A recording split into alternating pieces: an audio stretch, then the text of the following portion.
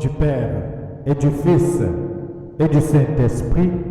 Amen. Le bien de mon Père, bonjour. Nous commençons une nouvelle journée de méditation où nous continuons encore à lire et continuer à lire les textes de l'année impaire.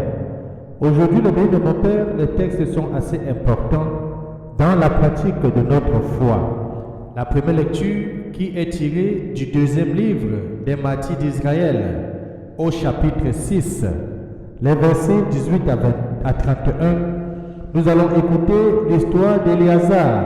Éléazar qui était un scribe éminent qui avait atteint pratiquement 90 ans. On va voir comment il va résister à mourir, surtout résister à mourir dans la désolation. Il va résister à enfreindre la loi de l'Éternel des armées. Et c'est pour cela qu'il va dire, en choisissant de mourir pour nos vénérables et saintes lois, j'aurais laissé le noble exemple d'une belle mort. Oui, le bien de mon Père, est-ce que nous sommes capables de mourir pour Jésus-Christ, de mourir pour notre foi? Est-ce que nous sommes capables de violer les lois et de résister à nos oppresseurs qui veulent nous amener à vivre autrement que de vivre l'Évangile? L'exemple d'Éléazar nous est donné aujourd'hui. Nous pouvons prier que le Seigneur donne cette grâce et cette force de persévérer à sa loi et à sa volonté. Ensuite, le Psaume 3 viendra nous dire que le Seigneur est notre soutien. Nous allons méditer avec ce psaume de voir comment le Seigneur nous soutient dans notre vie de tous les jours, dans les péripéties de la vie. Et nous allons écouter ensemble l'évangile de Jésus-Christ selon Saint Luc au chapitre 19, les versets 1 à 10, dans lequel Jésus va dire que le Fils de l'homme est venu chercher et sauver ceux qui étaient perdus. Dans cet évangile, bien de mon Père, nous allons voir l'histoire de Zachée, collecteur d'impôts, qui va monter sur un scomore pour voir Jésus-Christ. Mais Jésus-Christ va l'inviter à aller chez lui, à aller chez eux, de demeurer avec lui. Et on va voir comment Zachée, autant pour moi, va devenir quelqu'un d'important. Tournons nos sens à l'intérieur. Appliquons les différentes textes de méditation d'aujourd'hui. Les bénis de mon Père, bienvenue.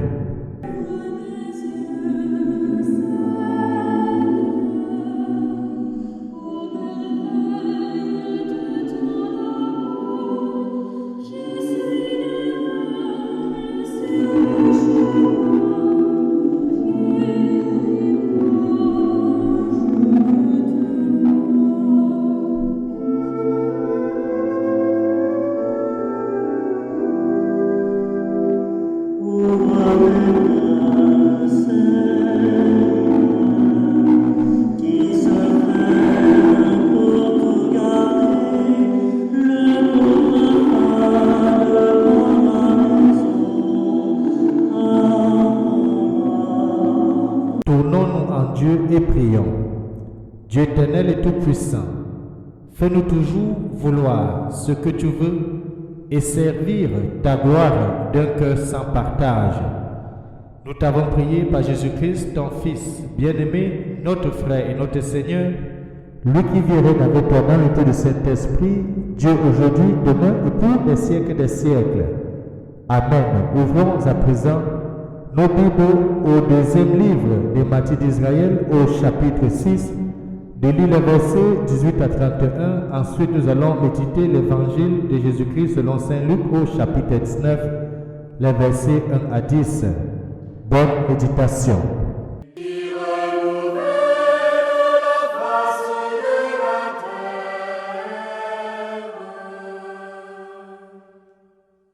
Bénis le Seigneur, ô mon âme. Seigneur mon Dieu, tu es si grand. Quelle profusion dans tes œuvres, Seigneur. La terre s'emplit de tes biens. Ô Seigneur, envoie ton esprit qui renouvelle la face de la terre. Tu reprends leur souffle, ils expirent et retournent à leur poussière. Tu envoies ton souffle, ils sont créés. Tu renouvelles la face de la terre. Ô Seigneur, envoie ton esprit qui renouvelle la face de la terre.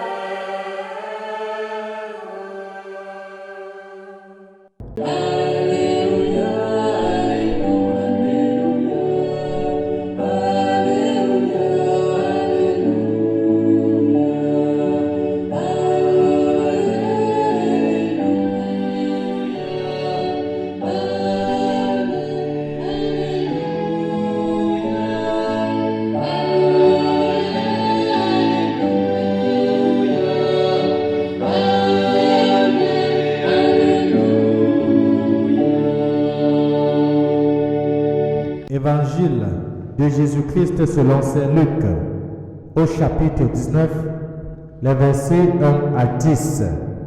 En ce temps-là, entré dans la ville de Jéricho, Jésus la traversait. Or, il y avait un homme du nom de Zachée. Il était le collecteur des impôts, et c'était quelqu'un de riche. Il cherchait à voir qui était Jésus, mais il ne le pouvait pas à cause de la foule, car il était de petite taille. Il courut donc en avant et grimpa sur un sycomore pour voir Jésus qui allait passer par là. Arrivé à cet endroit, Jésus leva les yeux et lui dit, « Zachée, descends vite. Aujourd'hui, il faut que j'aille demeurer dans ta maison. » Vite, il descendit et reçut Jésus avec joie. Voyant cela, tous recriminaient. Il est allé loger chez un homme qui est un pécheur. Zachée, debout, s'adressa au Seigneur. « Voici, Seigneur, je fais don aux pauvres de la moitié de mes biens. Et si j'ai fait du tort à quelqu'un, je vais lui rendre 4 fois plus. » Alors Jésus dit à son sujet, « Aujourd'hui, le salut est arrivé pour cette maison, car lui aussi est un fils d'Abraham.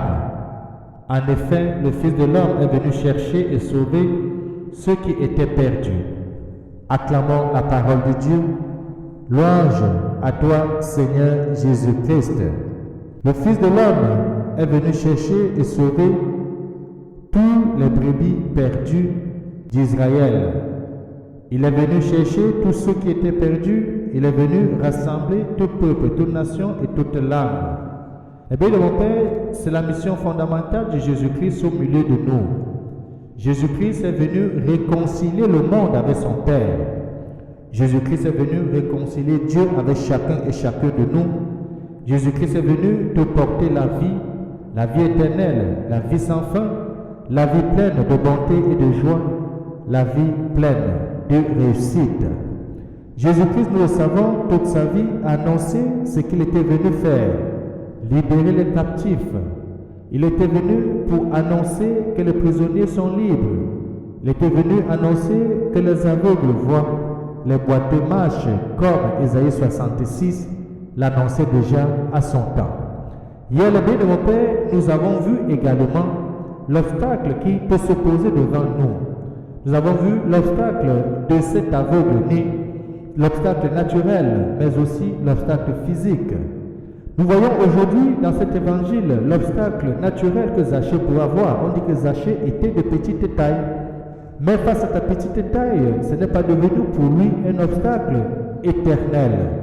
Au contraire, face à son obstacle, il a trouvé une solution qui était d'aller grimper sur un sycomore, comme nous venons de le lire, pour pouvoir voir Jésus-Christ. Eh bien, mon Père, Dieu est toujours là pour nous. Dieu est toujours à côté de nous. Il se laisse trouver par qui le cherche. Il se laisse voir par qui le cherche. Il se laisse pénétrer par celui qui veut le rencontrer. Et c'est ainsi que Jésus-Christ va lui-même aller vers Zachée et l'interpeller. Jésus-Christ lui-même va lever les yeux de Zachée et le faire venir vers lui. Oui, monter dans un arbre pour apercevoir Jésus, ses biens comme Zachée vient de le faire. Mais encore, lui, nous sommes invités plutôt à descendre de nos arbres, descendre de nos chevaux, descendre de nos zones de confort pour nous engager auprès de nos frères et sœurs, auprès des démunis, auprès de ceux qui sont exclus de la société, et ainsi, en le faisant, chacun et chacun de nous, nous assumons pleinement nos responsabilités. Je ne vais jamais cesser de le dire. Lorsque nous lisons Matthieu chapitre 25, c'est clair, nous sommes là pour apporter la joie dans le monde. Nous sommes là pour être le visage du Christ auprès de nos frères et sœurs. Nous sommes là pour apporter l'évangile dans les coins les plus reculés. Et dans l'évangile que nous venons d'écouter, Jésus dit à la fin, lui aussi, c'est-à-dire lui, Zachée, est aussi le fils d'Abraham. Les fils d'Abraham sont les fils de la croyance, puisque Abraham est le père des croyants. Les fils d'Abraham, ce sont des fils qui sont en alliance avec Dieu. Les fils d'Abraham sont ceux qui vont hériter ce que Dieu avait promis à Abraham, une terre, mais surtout une descendance nombreuse. Toi aussi, de par ton baptême, tu es entré dans cette communion. Toi aussi, en acceptant de devenir fils et fille de Jésus-Christ, fils et fille de Dieu par adoption, fils et fille par le baptême, nous avons tous pris l'engagement d'appartenir à cette grande famille de croyants et de devenir des fils et des filles d'Abraham. Cependant, par notre vie au quotidien, parce que nous sommes appelés à vivre pleinement l'Évangile. Parce que nous sommes appelés à être lumière du monde. Parce que nous sommes appelés à donner la saveur dans la vie des autres, la saveur dans la vie des exclus, en leur ramenant dans la vie courante, en leur ramenant autour de nous, comme nous venons de voir dans l'Évangile, où Jésus ramène Zachée dans la société et fait de lui une personne nouvelle. Nous sommes appelés donc dans notre mission de missionnaire. Nous sommes appelés dans notre rôle de baptisé à convertir le monde, à convertir les âmes, à convertir ceux qui s'étaient éloignés de Dieu, à convertir ceux qui ne pratiquaient plus la foi. Et lorsqu'on rencontre Jésus-Christ, on n'est plus la même personne. Lorsqu'on rencontre Dieu, on est transformé. Comme Zachée dans l'Évangile qui à la fin va passer d'une mauvaise personne, d'un collecteur d'impôts qui était considéré le pauvre comme ceux qui raquettent, comme ceux qui s'enrichissent dans le dos des pauvres. Il va devenir une personne nouvelle, il va partager la moitié de ses biens, il va me rendre 4 fois ce qu'il avait pris. C'est ça, être converti, c'est changer définitivement d'orientation de vie, c'est de changer ce que nous avons l'habitude de faire qui nous éloigne de Dieu, mais d'embrasser la nouvelle voie et d'embrasser le Christ et de cheminer avec lui. Que Dieu Tout-Puissant, au courant de cette journée, donne à chacun de nous la force nécessaire, le courage nécessaire et augmente en nous la foi de nous mettre seulement et seulement à la suite du Christ et d'être dans le monde aujourd'hui son vrai visage. Que Dieu Tout-Puissant nous bénisse et nous garde, lui qui est Père, Fils et Saint-Esprit. Amen. Bonjour.